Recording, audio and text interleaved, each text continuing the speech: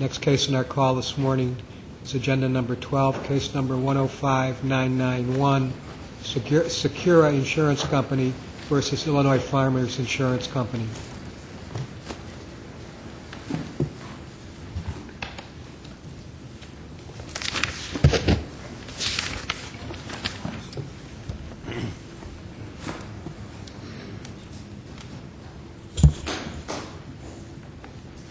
You may proceed, counsel. Good morning. May it please the court, counsel. My name is Dan Worker. I represent Illinois Farmers Insurance Company. I have with me today a representative of the insurance company, Mike Mann. On appeal, in this case, we're asking the court to look at two issues: whether the notice of appeal was timely filed in this case, and the second issue, if the court decides that it was whether or not Farmers' definition of insured person violates the Illinois financial responsibility law by limiting coverage for a classification of risk for commercial businesses or employers. I'd like to address the notice of appeal issue first. The record before this court establishes that the notice of appeal was filed on June 20th, 2006, 4 days after the notice was due. Farmers moved to dismiss the appeal as untimely. That motion was granted by the appellate court. Secura sought reconsideration of that order and sought to supplement the record with a letter dated June 16, 2006, indicating that there was a notice sent to the Circuit Court of DuPage County with its notice of filing and notice of appeal. The court withdrew the mandate and considered the response that Farmers filed in the case in chief and basically reversed the order and found that the notice of appeal was timely filed. The court's decision was based on its interpretation of Rule 12b-3. And we believe that the court's interpretation of 12b-3 is incorrect in this case. Under the rules, Illinois Supreme Court Rule 373 allows the notice of appeal to be filed by mail with the Circuit Court of the Clerk of DuPage County if certain requirements are met. And those requirements are set forth in Illinois Supreme Court Rule 12b-3. There's 3 requirements set forth in that rule. A certification must be made by the attorney of record or any other person by affidavit that actually mails the notice to the court, to the circuit court, in order for the notice of mailing to constitute filing. And that wasn't done in this case. In addition, the notice of mailing to the Circuit Court of DuPage County must contain 3 requirements: the time and place of mailing of that notice to the clerk, the compliance with regard to the complete address on the envelope, and the fact that it was postage prepaid. Now, in looking at compliance issue, the Second District Appellate Court looked at the notice of filing in this case, which is 445 in the record, which is a notice of filing that was sent to Counsel for Farmers, basically indicating that on June 16, 2006, that the attorney for Secura filed the notice of appeal with the Circuit Court of DuPage County, which was not the case. The certification contained within the notice of filing certifies that this notice of filing was sent to the attorney of record in a prepaid envelope with the properly addressed to the counsel of record, not that the record was sent to the Circuit Court of DuPage County.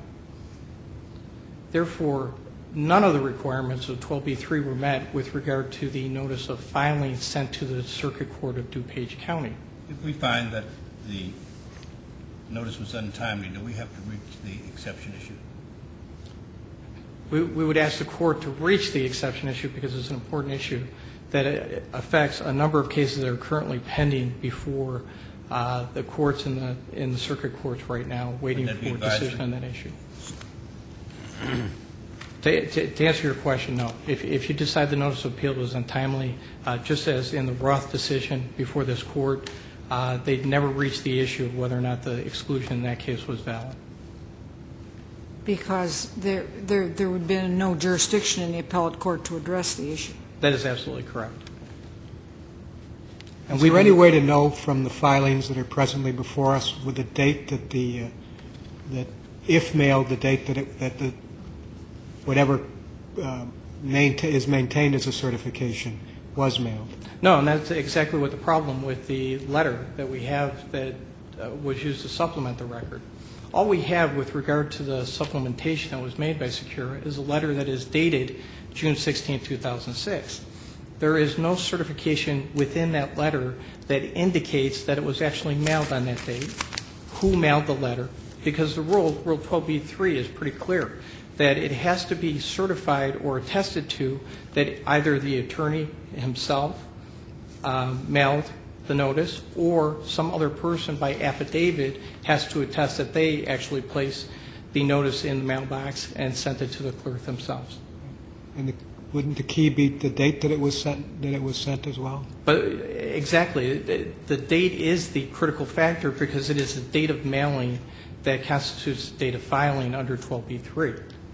And it is that attestation of mailing, the certification by the attorney under oath or other person by affidavit that attests that it was in fact done. Now 12b-3 under Rule 373 gives a relaxed standard that allows an attorney the convenience of mailing in his notice of appeal rather than physically appearing at the courthouse and filing the notice. And in order to avail oneself to that relaxed standard, but at the same time to give credibility to the process and certainty on the date of notice, similar to a file stamp copy, the courts under the Illinois Supreme Court rules are requiring a certification by either the attorney themselves or an affidavit by a non-attorney that the act actually occurred. And in this case, if you look at the record, I'm sorry. Whether Farmers was prejudiced or not, does that come into play at all under your argument with regard to jurisdiction? No, and the standard switching to the opposing party in the case I would think really is improper. Harmless error and prejudice should not be jurisdictional. Either the notice was timely filed and the rules were strictly complied with, and I should mention that the appellate court should not have jurisdiction to change the rules of this court. Do you agree with the appellate court that the doctrine of harmless error applies to some of the Supreme Court rules?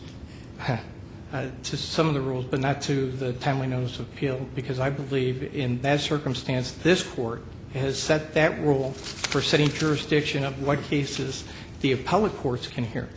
So that timely notice of appeal within the 30 days as set forth by this court in that rule directing what jurisdiction the appellate courts have cannot be changed by the appellate court. It can only be changed by this court. What about we do know the appeal was filed on, what was it, the 20th? Yes. June the 20th.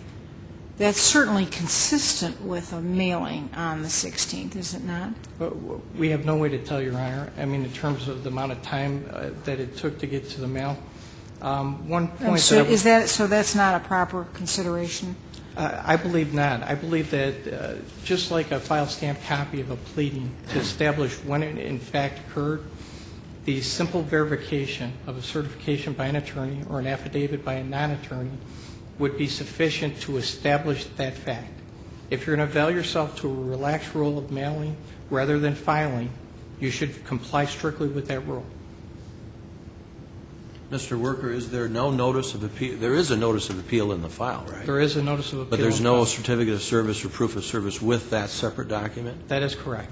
Okay, now when you go back to the other document, the one that you referred to earlier, I think it's on record page 445. Correct. It's the notice of filing, and then beneath that, it has separately labeled notice of appeal. That is correct. Okay. Now here's my question. Based on those two representations on that sheet, when you go to the certificate of service signed by the attorney in the next page, he uses the phrase, again, this is a certificate of service, that I certify a copy of the above stated documents. Now that's in plural. So does a reasonable reading of that not refer to the filing of two documents by mail? No, what it certifies, and if you read the certification of service, and this is exactly our point. Right. It certifies that he served a copy of those documents to the attorney identified on the front, which is the Council of Farmers, by sending it in the mail to the attorney for farmers, to all counsel of record on that day. There is no certification that he, in fact, mailed these documents to the Circuit Court of DuPage County. I got you. So you're saying that this does cover the certificate of service for the mailing of those documents, service of the documents to the other side, but doesn't cover that it was actually put in the mail to be filed with the circuit clerk? Correct. Thank you.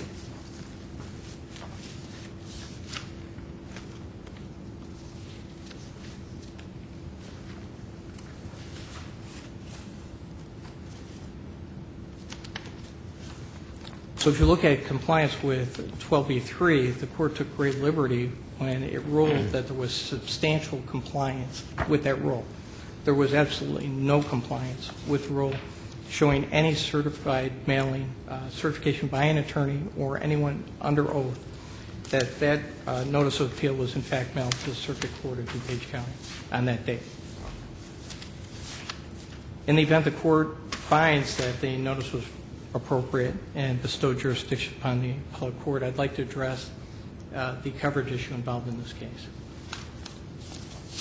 Farmers, under its personal automobile policy, seeks to exclude a classification of risk for employers under its personal automobile policy.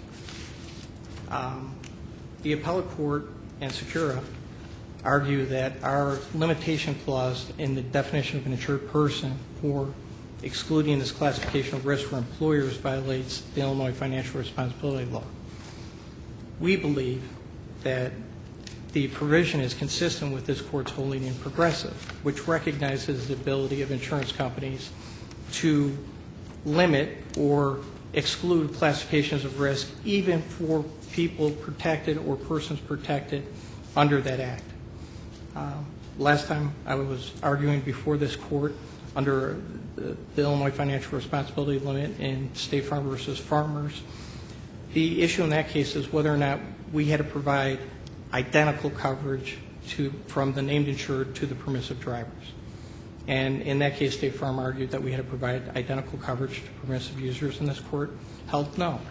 Under that statute, all we had to do is provide coverage to the permissive driver and allowed our step-down clause to be valid and enforceable in Illinois. The issue is somewhat similar in this case. Farmers is trying to exclude the commercial risk of employers under their policy. What they do is they accept the risk of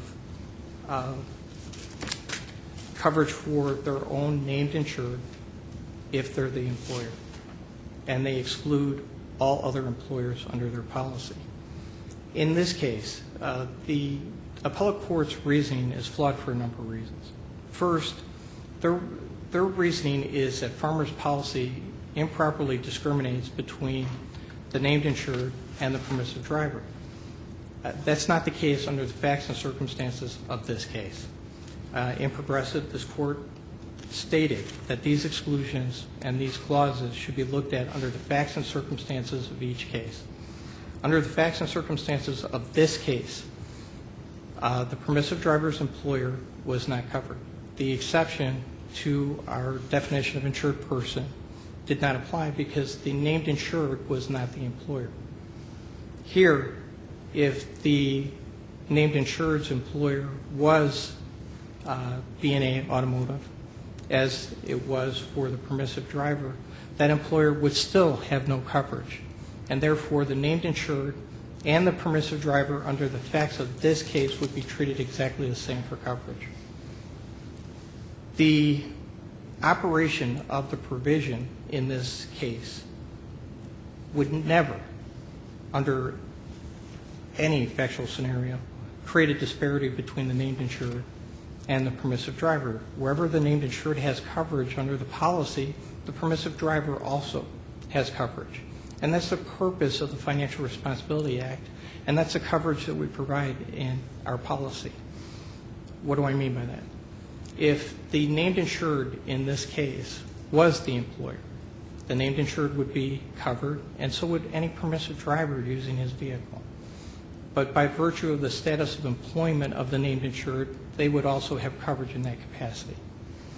It would be ridiculous to exclude the named insured if he was acting in his employment capacity. Because if we take out the exception to the definition of insured, the result that we would get in this case, and something ignored by this appellate court that we argued in our briefs, is that the named insured then would be excluded from coverage by virtue of his employment status by his own policy that he paid a premium for, and the permissive driver would have coverage by virtue of being a permissive user of the vehicle, because the permissive driver would not be the employer and would be entitled to coverage under our policy. And that would be an absurd result under our policy. And that's the purpose of the exception to the exclusion in our policy. So the issue before the court is whether or not that limitation clause, the classification of risk that we're not willing to take under a personal auto policy, is appropriate under the statute. There's nothing in the statute that prohibits insurance companies from limiting this type of risk. It's no different from the pizza delivery exclusion that was upheld in Progressive and looked at and approved at by this court. The issue is whether or not you treat the named insured equally with that of the coverage that you provide to the permissive driver. Who would be a permissive driver then? The permissive driver in this case was the employee of being a auto. He was out test driving the car. Farmers recognized coverage for that individual, permissive driver, and provided coverage because he qualified as an insured person under the policy. What Secura wants us to do is step in and take the vicarious liability of an employer, a respondeat superior or principal agent, all this business risk. If the employer this commercial risk. himself had been driving the car, I'm sorry? if the employer himself had been driving the car that was turned into his business to do whatever they were going to do with it, would he not have been covered in that circumstance? The individual would have coverage for his use of the vehicle. The employer, the company, would not in that capacity. That is correct. And it's no different from the pizza delivery exclusion where the entire permissive driver and the named insured were excluded from coverage. The issue is whether or not you treat, under the facts and circumstances of each particular case, the named insured the same as the permissive driver for coverage. And in our policy, under each of those factual scenarios, you do. And the way that the court found the disparity of treatment is by looking in a factual vacuum and creating a hypothetical that cannot exist. They looked at the situation where we provide coverage for the named insured as an employer, but don't provide coverage for the permissive driver as an employer. And there's no requirement under the statute that we offer that coverage for a stranger to our contract. What is important is where we do provide coverage to our named insured, that we also provide coverage to the permissive driver, and we do that in our policy. And we've done it in this case, and we recognize coverage in this case. What we exclude from our policy is the commercial risk associated with a third party that is seeking coverage under our auto policy, a personal auto policy that was not intended to cover these types of commercial risk or commercial exposure, which we believe is properly limited by the definition of who constitutes an insured under our policy. Unless the court has any further questions, that concludes my argument. Thank you.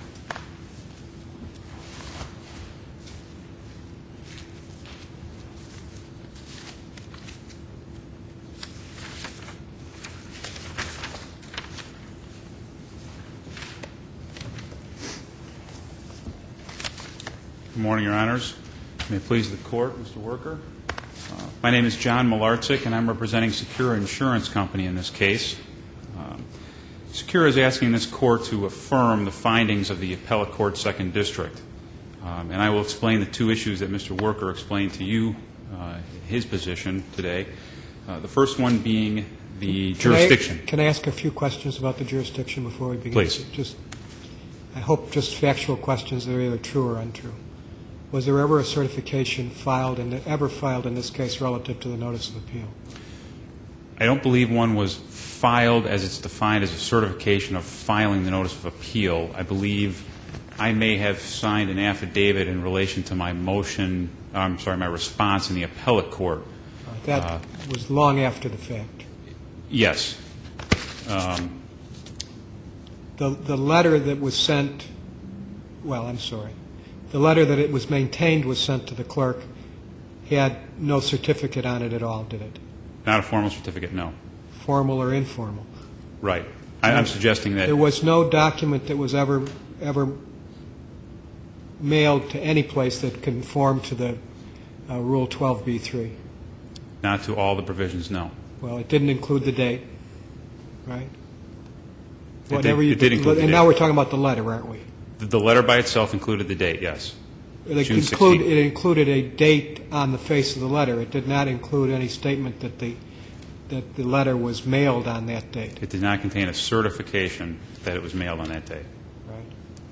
It didn't even contain a certification that it was mailed at all. That letter, no, it did not. Okay. Thank you. Okay. Before you go, Right. yeah, just a couple follow-ups on that, Mr. Malarczyk. Does 12b-3 provide the exclusive method for proving the date of filing by mail? I don't believe it does. I believe the case law that has developed in this area, while it's very minimal, has looked beyond the simple 12b-3 requirements. Okay, if we disagree with that proposition, would you agree that 12b-3 provides a jurisdictional requirement to the appellate court? Would you classify it jurisdictional? I would not. No, I would classify Rule 12b-3 as simply a procedural requirement as to how to mail a document. It doesn't have to be exclusively a notice of appeal that sets jurisdiction with the appellate court. It can be any document that's mailed by. Do we need to accept the fact that it isn't a jurisdictional requirement to agree with the appellate court that there can be that this can be harmless, I think, as they called it? Well, no prejudice? Right. Does the harmless and no prejudice argument, I mean, is the only way that that holds water is if this court agrees that this was not a jurisdictional requirement? No, I don't think so. I think because 12b-3 applies to the filing of any document, whether it be jurisdictional or not, this court doesn't need to find that that's jurisdictional in order to find harmless error and prejudice to apply. Well, I think my question is really the opposite. If we find there is a jurisdictional requirement, how do we then agree with the appellate court's argument or opinion that there's no harm here, no foul, no prejudice? I mean, if it is jurisdictional, can we do a harmless error type of analysis if there's a jurisdictional requirement imposed on the appellate court is really my question. Well, I mean, I would simply agree with the appellate court and say, yes, you can. And I would refer you to the in re application of county collector case, which is a second district case cited by farmers in their original motion to dismiss. In that case, it was a 12b-3 case on notice of appeal, very same issue. And in that case, they did not consider whether it was jurisdictional or not jurisdictional. What they considered was whether there was substantial compliance with 12b-3 based on the documents that were filed.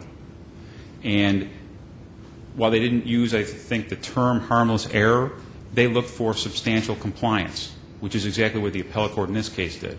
They looked for substantial compliance with Rule 12b-3. And strikingly analogous is the fact that in that case, there was a notice of filing and a certificate of service, exactly the same as what I filed in this case. That document was file stamped, I should say, 3 days after it was supposed to be filed. And the court found that that notice of filing and proof of service on its face had substantially complied with Rule 12b-3, and it had the same information that I had. Who was the notice of filing to? It was a notice of filing and certificate of service to the other counsel. To other counsel, not to Yes. the circuit clerk. Correct. Clerk. Notifying the other counsel that they had filed their notice of appeal, and they were certifying that they were serving the notice of appeal on the other counsel. Had they filed a certification to the clerk of the court They on the did notice not. of filing? They did not file it until several months later, dealing with a separate issue on an amendment of I forget what kind of motion, but it was an amendment several months after the fact, certifying that, hey, way back when, 3-4 months ago, I am certifying now that I did file it. And the court found that that was substantial compliance with the mailing rule. And in this case, my notice of filing, again... Counsel, what we're talking about here is the mailbox rule, right? Exactly, which is what they were talking about in that case. Now, there is no period of grace for a person who chooses to file in the clerk's office in person, is there? No, there's not. If you walked in the next day, and I guess it would have been the 17th, you would just be out of luck. Correct. But we are suggesting if you're using the mailbox rule, which, as I think counsel said, loosens it up, you can have substantial compliance and you'll be okay. That's correct. Okay. That's your position. That is my position. And in fact... Are you in any way indicating that you concede that there was, at least in some regard, a technical violation of the rules? I will concede that. And is there some point at which a technical violation becomes so egregious that it should divest the appellate court of jurisdiction or not allow it to vest with the appellate court? And if so, where is that line? Well, I'm not sure where that line is. All I know is from the very limited cases, I believe I have crossed that line into substantial compliance. Well, we'll talk about that for a moment if we can. When the appellate court said harmless error, they observed that what was missing from the letter was the time that the letter was mailed, and I take it from that the time of day. Correct. What we have in addition to the time of day, as we mentioned earlier, was the date that it was mailed. Right? Okay. It has to have a copy of the front of the envelope. I don't think that's required under 212b3, but... Well, it has to recite what the front of the envelope is on the certification. It has to recite the address to whom it was sent, yes.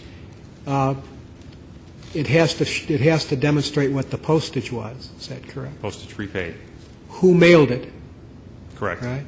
And where they mailed it.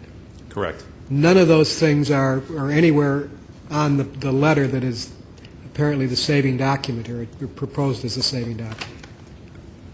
Much of that information is on the letter. What's not there is the certification of those things. Well, let's take a look at the letter.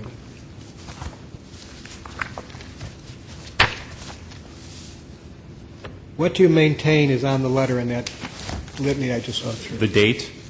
The date is listed on the top of on the letter as June 16, 2006. Correct. It doesn't say anything about they being the date of mailing.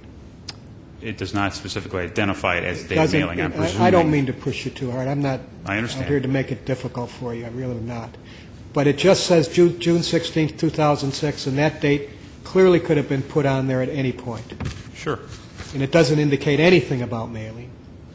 No. It doesn't indicate anything about where Where it was mailed to or from? where it was mailed from, Correct. or who it was mailed by. Correct. All right. Yeah. My only point was, and I'm not trying to, you called this letter the saving document. I don't pretend to identify that as the saving document. What I am... Well, without the letter, we'd have nothing at all.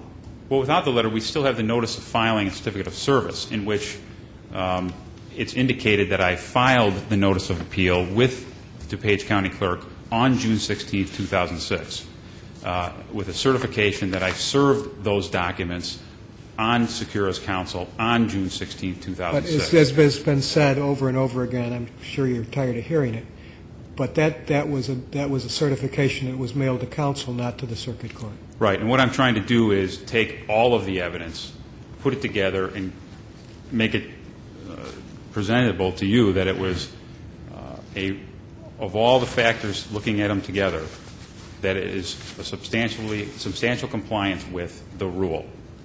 That's my point. I am, as I said before, conceding that the certification of those items was not present in either of the documents filed. Back to our lawyer who goes to the clerk's office. Substantial compliance doesn't save him, does it?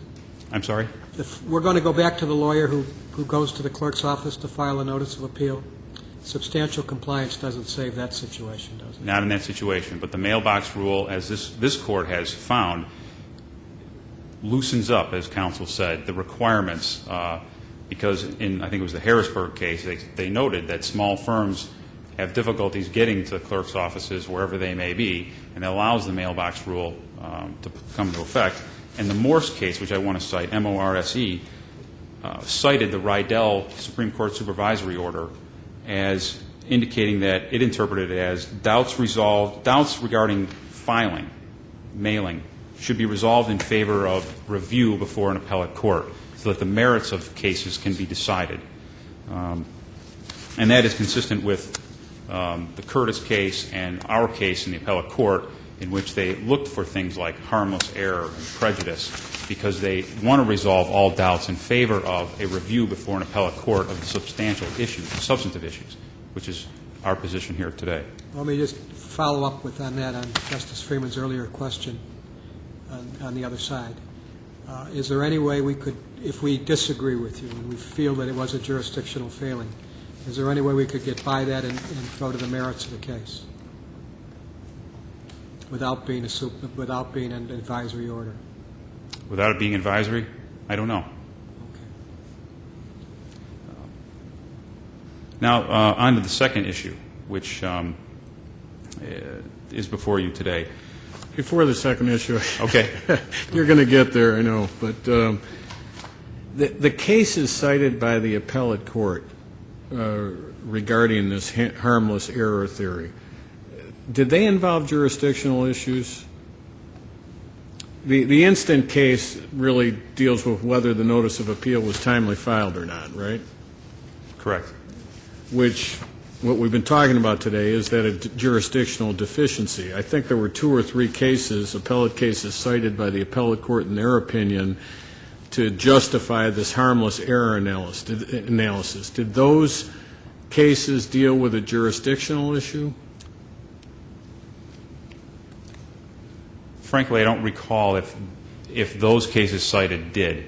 There were at least 2 cases, one of which was the In Ray County Collector case that I cited, that dealt specifically with it. That case, again, was cited by Secura in their motion, Farmers, in their motion to dismiss, but the appellate court did not cite it. The appellate court cited Curtis and Plank, which were cases I cited. They also cited Ingracia versus Ingracia. I believe at least 2 of those dealt with post-trial motions that had been filed. Again, 30 days was the deadline. It wasn't a jurisdictional issue per se. It was still the 30-day requirement and timely notice requirement. But I don't know if it dealt specifically with jurisdiction. Thank you. Now to the second issue. We'd love to hear about the second issue now. Yeah. What's taking you so long to get there? I just forgot it. Here we have an insurance coverage issue. Is Mr. Muzikowski insured under the farmer's policy? Now, the farmer's policy says, under the definition of insured, any person or organization other than you or a family member who is the employer of any insured person. That is not an insured under their policy. Well, you cannot hide inequities in coverage in a definition. This court has stated in Smith and Progressive that inequities in coverage are disallowed. It's a matter of public policy. Farmers has hidden an inequity in their definition. It's not an exclusion like in Smith, the business use exclusion, or the food service exclusion like it was in Progressive. This is in a definition.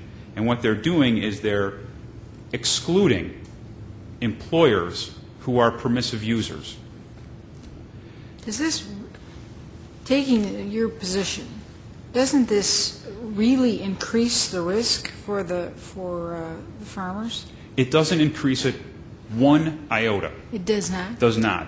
Because there is absolutely no cost to farmers to defend an employer on a respondeat liability theory for the acts of his employee.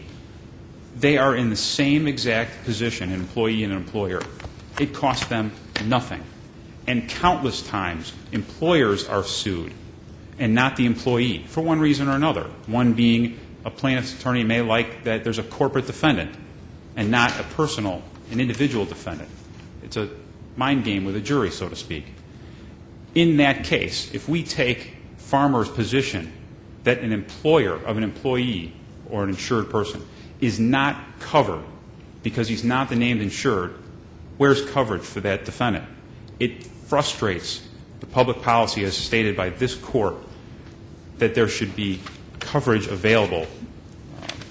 Secure payment for damages is the policy. And if you have a situation where an employer is sued for the acts of his agent, employee, under the Farmer's policy, the employer is not covered. So there is no insurance. And Farmer suggests in its brief that it's important to point out that in this particular case, Secura insured the employer and had coverage. So there is no concern about public policy. But that is nothing more than a fortuitous circumstance of this case. In every other case, in this case included, you cannot just assume that an employer is going to have commercial liability auto coverage, because that's not mandatory in this state. Sure, maybe you want to create an incentive, but this court stated in State Farm versus Smith that that incentive is not the public policy of this state. The public policy is securing payment for damages. State Farm argued that the Delaware Supreme Court and their public policy should be the public policy of the state. This Supreme Court said no. So in that case, in this case, that's irrelevant. So there is no increased risk to farmers. And Farmers talks about taking on an additional commercial exposure here.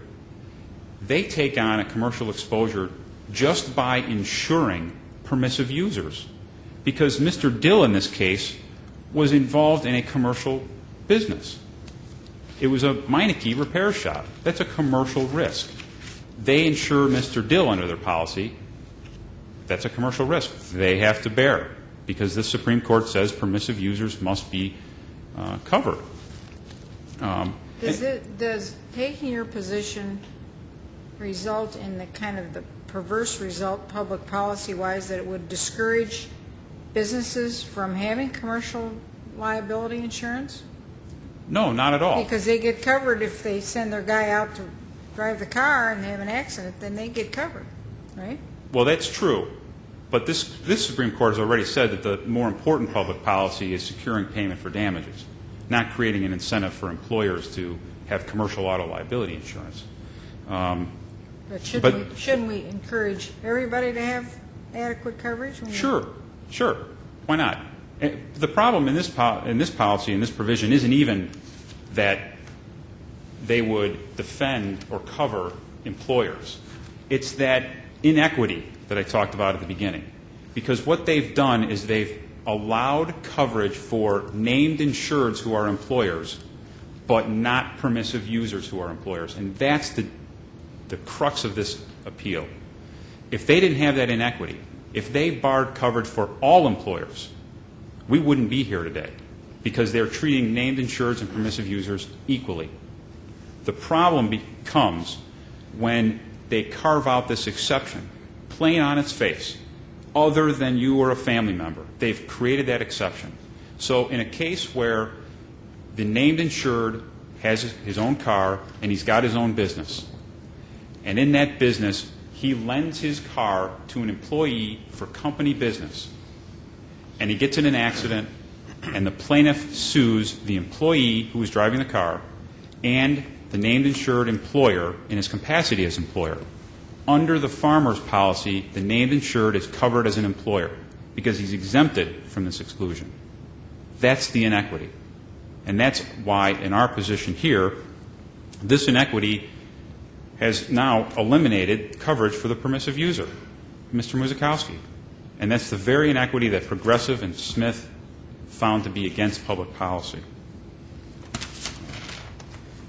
Counsel, your time is up, but I'm going to invite you to take another 2 minutes to wrap up if you'd like. Thank you. I just want to talk real quickly about the practicality issues with this, and I have mentioned it already, about the fact that farmers, the situation I just described, the great inequity that occurs with covering named insured and not permissive users. And the point about what I explained to Justice Garmon is that there is no added risk commercial or otherwise. There is no perverse result that's going to occur from this, because all farmers had to do was exclude coverage, exclude the exemption to both named insureds and permissive users who are employers, and we'd be done. But they didn't do that. And that's where the issue really lies. And my last point is, we didn't talk about the statute itself at all. And it's our position, Secura's position, that under the statute, you have to insure both the user and the person responsible for use. The language of the statute does not say either one or the other. It says any other person. And if you stopped it there, as I explained in my brief, it's everybody else in the world. But there's qualifications of using or responsible for the use. Those are nothing more than qualifications to describe any other person. It's our position that the statute itself requires both a user and a person responsible for the use to be covered, in addition to the named insured. Thank you again for your time, Justices. And again, Secura is requesting that you affirm the decision in the appellate court on both issues. Thank you. Mr. Worker.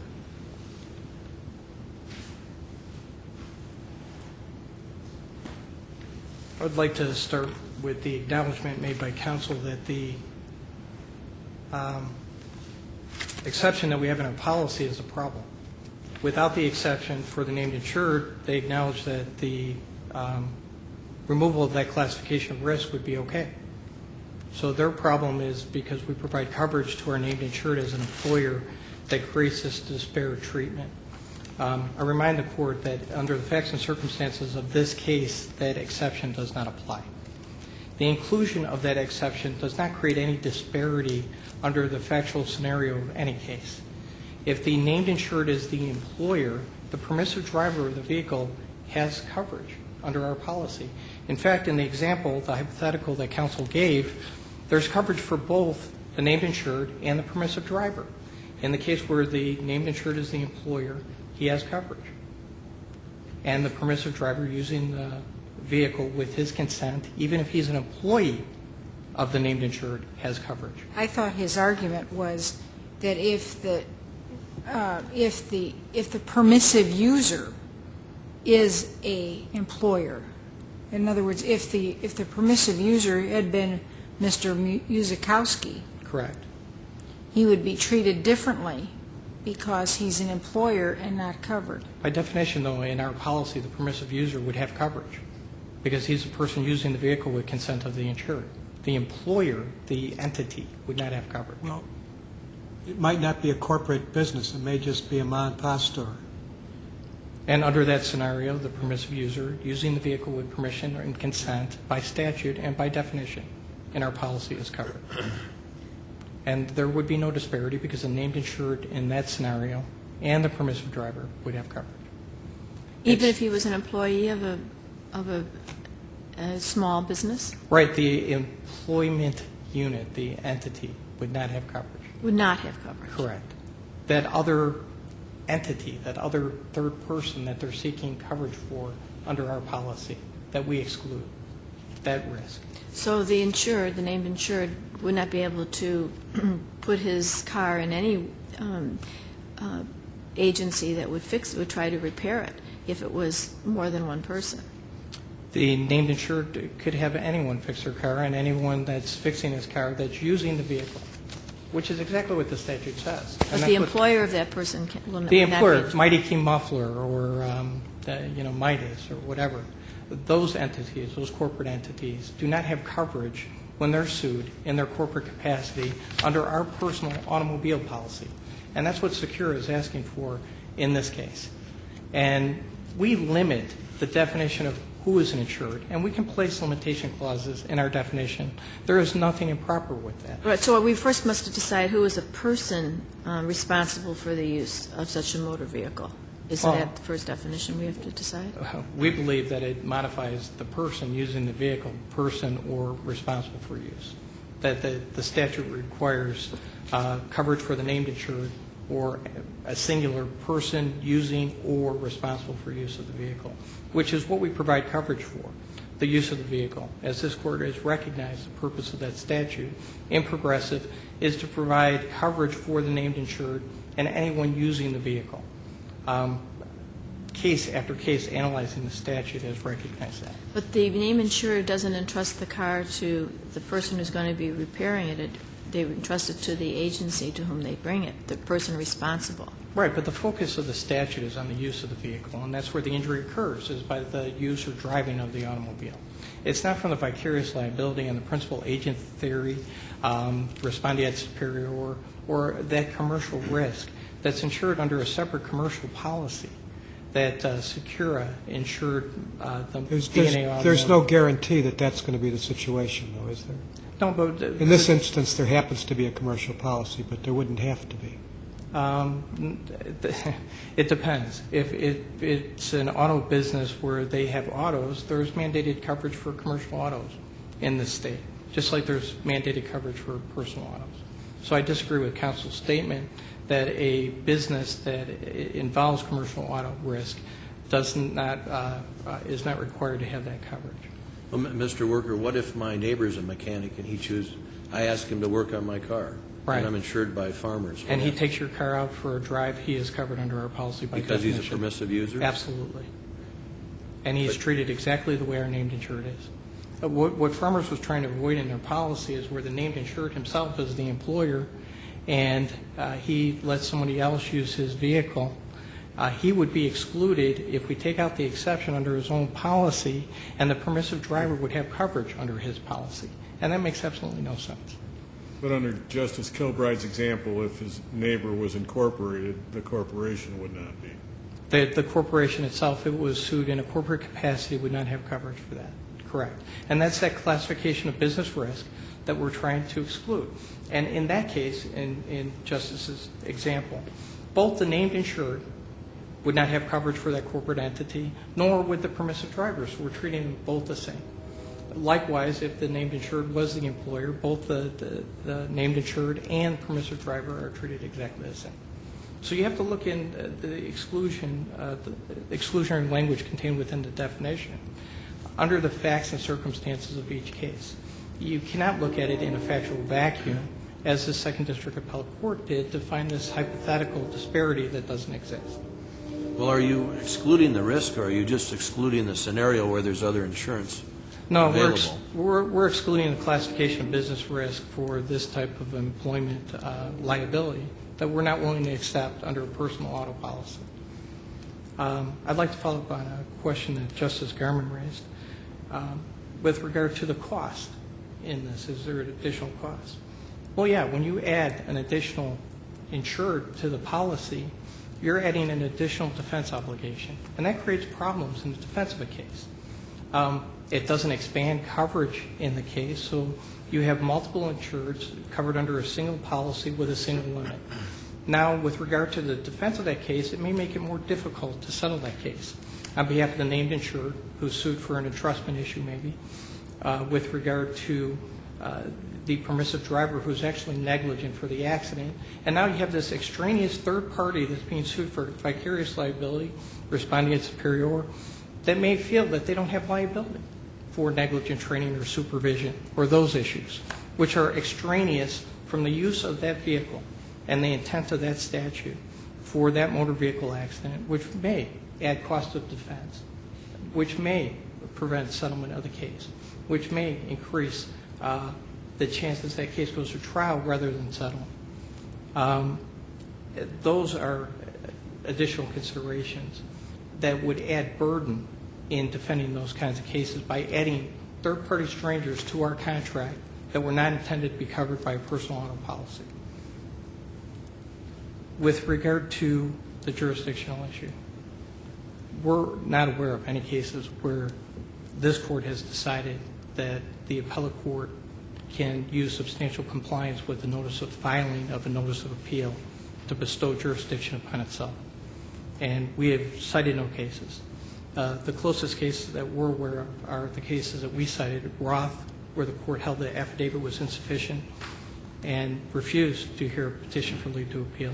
Wakanda Fire that distinguished it based on this court's supervisory powers and rule-making authority to take discretion and consider substantial compliance with its own rules.